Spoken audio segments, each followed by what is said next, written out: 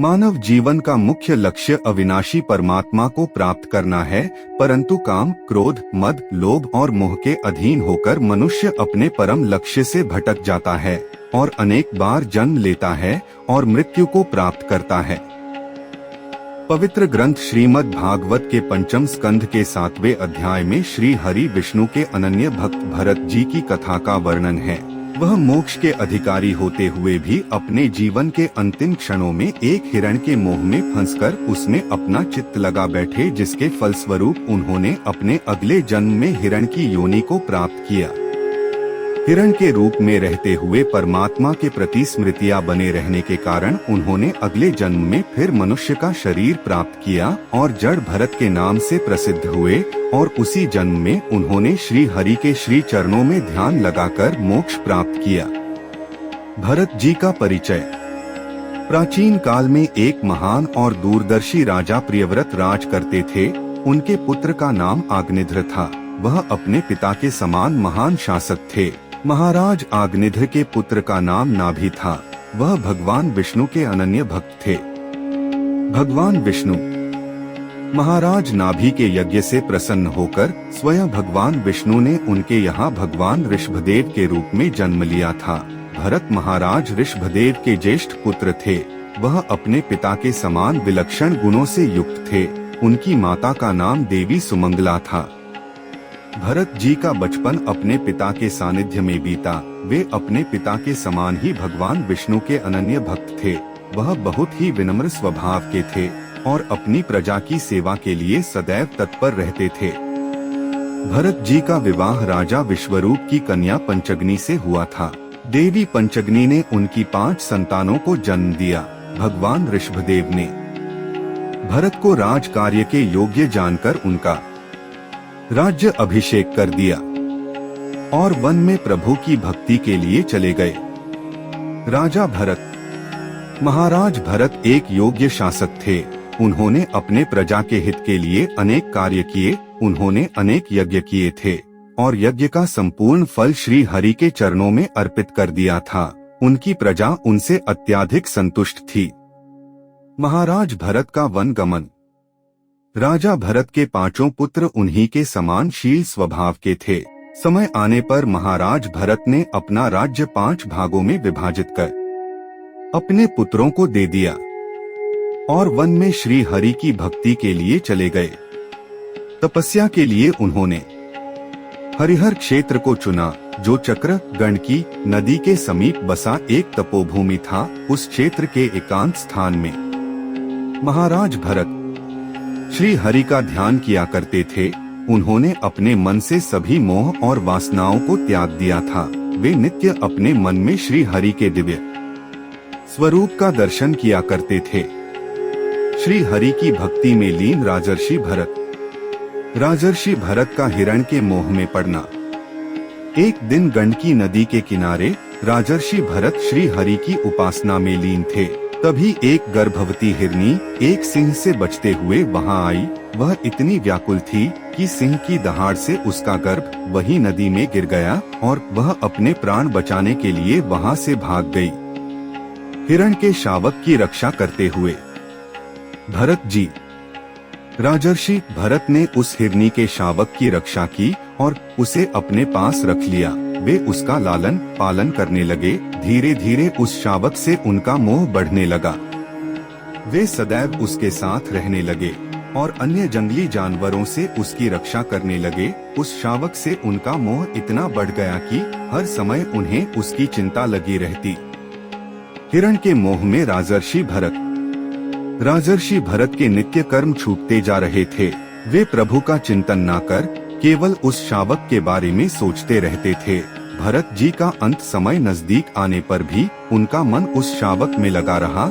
राजर्षि भरत ने साधारण मनुष्यों की भांति हिरण के शावक की चिंता करते हुए अपना शरीर त्याग दिया। अंत समय में भी हिरण का चिंतन करते हुए भरत मृत्यु के समय राजर्षि भरत का मन हिरण में लगे रहने के कारण हरिहर क्षेत्र में ही उन्हें अगले जन्म में हिरण की योनि प्राप्त हुई, परंतु पूर्व जन्म की स्मृतियां उनके साथ बनी रही। राजर्षि भरत इस जन्म में अत्यंत पश्चाताप करते थे और सोचते थे कि व्यर्थ ही हिरण के मोह में पड़कर उन्होंने मोक्ष प्राप्ति का अवसर खो दिया। वह हिरणों के झुंड से अलग रहते थे और मन ही मन प्रभु का सिमरन करते रहते थे। उन्होंने गंडकी नदी के तट पर पुलह ऋषि के आश्रम के समीप अपना निवास स्थान बना लिया। हिरण के रूप में वह ऋषि मुनियों की गतिविधियां देखते रहते हैं और श्रीहरि का सिमरन करते रहते। धीरे धीरे समय बीतता गया और कुछ वर्ष के पश्चात गंडकी नदी के तट पर ही उस हिरण ने अपने प्राण त्याग दिए। हिरण के रूप में जिस समय भरत जी ने अपना शरीर त्यागा, उस समय वह श्रेष्ठ ब्राह्मण कुल के बारे में सोच रहे थे। इसलिए उन्होंने अंगिरस गोत्र के ब्राह्मण के पुत्र के रूप में जन्म लिया। उनके पिता ने उनका नाम भरत रखा। भरत जी का ब्राह्मण कुल में जन्म उनके पूर्व जन्मों की स्मृतियां उनके साथ बनी हुई थी, इसलिए वह एकांत में रहकर श्री हरि के चरणों का ध्यान लगाया करते थे। आसक्तियों से उन्हें भय हो गया था, इसलिए वह अकेले ही रहते थे। उनके पिता ने उन्हें वेद अध्ययन कराने के अनेक प्रयास किए, परंतु उनका मन उनमें नहीं लगता था। लोग उन्हें जड़ बुद्धि और मूर्ख समझते थे, पर इस बात का उन पर कोई प्रभाव नहीं पड़ता था। धीरे धीरे वह जड़ भरत के नाम से विख्यात हो गए। माँ काली का आशीर्वाद पाना। एक बार जड़ भरत को उनके भाइयों ने खेतों की रखवाली में लगा दिया। उनको अकेला पाकर कुछ दस्युओं ने उनका अपहरण कर लिया और उन्हें काली मंदिर में ले आए। वे दस्यु देवी काली को उनकी बलि देना चाहते थे। देवी काली को एक ब्रह्मज्ञानी की बलि स्वीकार्य नहीं थी, इसलिए जो ही एक दस्यु ने जड़ भरत का वध करने के लिए खड्ग उठाया, उसी समय देवी काली वहां प्रकट हो गई और क्रोध में आकर उन्होंने सभी दस्युओं का वध कर दिया। देवी काली जड़ भरत को अनेक आशीर्वाद देकर वहां से अंतर्ध्यान हो गई। राजा रहुगण को आत्मज्ञान देना। एक बार सिंधु नरेश रहुगण आत्मज्ञान प्राप्त करने कपिल मुनि के दर्शन को जा रहे थे। वे एक पालकी में बैठे हुए थे और 4 कहार वह पालकी उठाकर चल रहे थे। अचानक एक कहार की तबीयत खराब हो गई और उसे पालकी उठाने में काफी तकलीफ हो रही थी। कहारों ने खेतों में बैठे हुए जड़ भरत को देखा और उन्हें पालकी उठाने को कहा। भरत जी ने कहारों के साथ मिलकर पालकी उठा ली, परंतु उनका पैर पृथ्वी पर चल रही चींटियों पर ना पड़े, इसलिए वह संभल कर चल रहे थे और कहारों के साथ तालमेल नहीं बिठा पा रहे थे। उनके धीरे धीरे चलने से कहारों और राजा रहुगण ने उनको अत्यंत अपशब्द कहे, परंतु उन्होंने इन सब बातों पर ध्यान नहीं दिया और उसी प्रकार चलते रहे। पालकी को उठाए हुए जड़ भरत और कहार। भरत जी के धीरे चलने से राजा रहुगण पालकी में से बोले कि देखने में तो तुम मोटे और हट्टे कट्टे दिखाई देते हो, पर पालकी का भार तुम नहीं उठा सकते। मैं तुम्हें अभी इसका दंड देता हूँ। भरत जी बोले, मैं मोटा और हट्टा कट्टा नहीं हूँ और कर्मों के अनुसार मैंने जो यह शरीर प्राप्त किया है, यह मोटा और हट्टा कट्टा है। वस्तुत आप में और मुझ में कोई भेद नहीं है। आप, मैं और यहाँ उपस्थित जन उस परमात्मा का अंश रूप आत्मा ही है। अतः हम सब एक समान है। हम सब सत, रज और तम गुणों के अधीन होकर कार्य करते हैं और एक परमात्मा का अंश होने के उपरांत भी अपने किए गए कर्मों का फल भोगने के लिए भिन्न भिन्न शरीर धारण करते हैं। जड़ भरत जी के मुख से यह वचन सुनकर राजा रहुगण पालकी से उतर गए और उन्होंने भरत जी के चरण पकड़ लिए। भरत जी ने उनको आत्मा और परमात्मा से संबंधित अनेक उपदेश दिए और उनकी जिज्ञासा को शांत किया। राजा रहुगण जड़ भरत को प्रार्थना करते हुए जड़ भरत द्वारा राजा रहुगण के संशय का निवारण करना। जड़ भरत ने राजा रहुगण के संशय के निवारण के लिए कुछ उदाहरण भी दिए। भरत जी बोले, हे राजन, एक व्यापारी व्यापार करने दूसरे देश में जाता है। उसके पास व्यापार करने के लिए उसके द्वारा कमाया हुआ बहुत सा धन होता है। जब वह एक वन से निकलता है तो उसके पीछे 6 चोर पड़ जाते हैं। और उसका सारा धन लूट लेते हैं।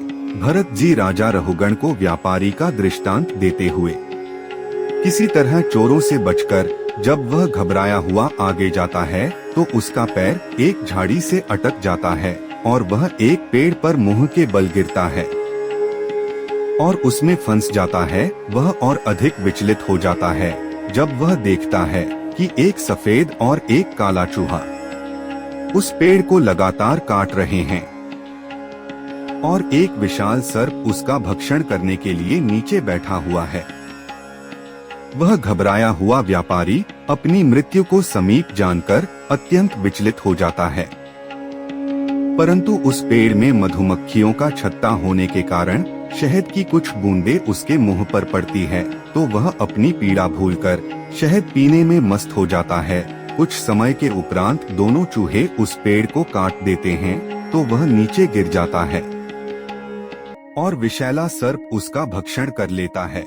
राजन, ठीक इसी प्रकार एक जीवात्मा मनुष्य रूप में पृथ्वी पर जन्म लेता है। उसे अपने पूर्व जन्मों में किए गए पुण्य कर्मों के कारण ही मनुष्य जन्म मिलता है, जिसे उसको ईश्वर की आराधना में लगाना चाहिए। परंतु जब वह संसार चक्र में आता है तो उसके पीछे उसका मन और काम, क्रोध, मद, लोभ, मोह रूपी 6 चोर लग जाते हैं जो उसके समस्त पुण्य छीन लेते हैं। संसार की माया से मोहित होता हुआ जब वह प्राणी अपने जीवन के अंतिम पड़ाव वृद्धावस्था में पहुंचाता है तो भी उसका मन इन 5 विकारों में उलझा रहता है और उसे यह भी भान नहीं होता कि मृत्यु की घड़ी नजदीक है। उसके जीवन चक्र को दिन और रात रूपी चूहे निरंतर काट रहे हैं और काल रूपी सर्प उसका भक्षण करने के लिए तैयार खड़ा है। फिर भी वह प्राणी अपने कुटुंब, पुत्र और पौत्र के मोह में इतना उलझ जाता है कि अपने जीवन का वास्तविक लक्ष्य भूल जाता है और काल रूपी सर्प का ग्रास बन जाता है और अधम गति प्राप्त करता है। इसलिए प्राणी को काम, क्रोध, मद, लोभ, मोह रूपी विकारों से ऊपर उठकर अपने मन को वश में करना चाहिए और एकाग्रचित होकर ईश्वर की भक्ति करनी चाहिए। जड़ भरत जी की दिव्य वाणी को सुनकर राजा रहुगण के संशय का निवारण हो गया और वह आत्मज्ञान प्राप्त करने ईश्वर की तपस्या के लिए चले गए। शुकदेव जी कहते हैं कि हे परीक्षित, जड़ भरत ने अपना अंत समय आने पर ईश्वर के चरणों में अपना ध्यान लगाकर योगाभ्यास के द्वारा अपने शरीर को छोड़ दिया और मोक्ष प्राप्त किया।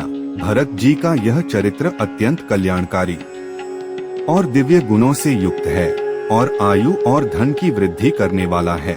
उनके चरित्र का पाठ करने से इस लोक में यश और अंत में स्वर्ग तथा मोक्ष की प्राप्ति होती है।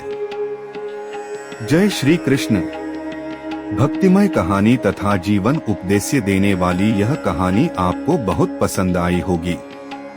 ऐसे ही कहानी सुनने के लिए जुड़िए हमारे चैनल भारतीय संस्कृति के साथ।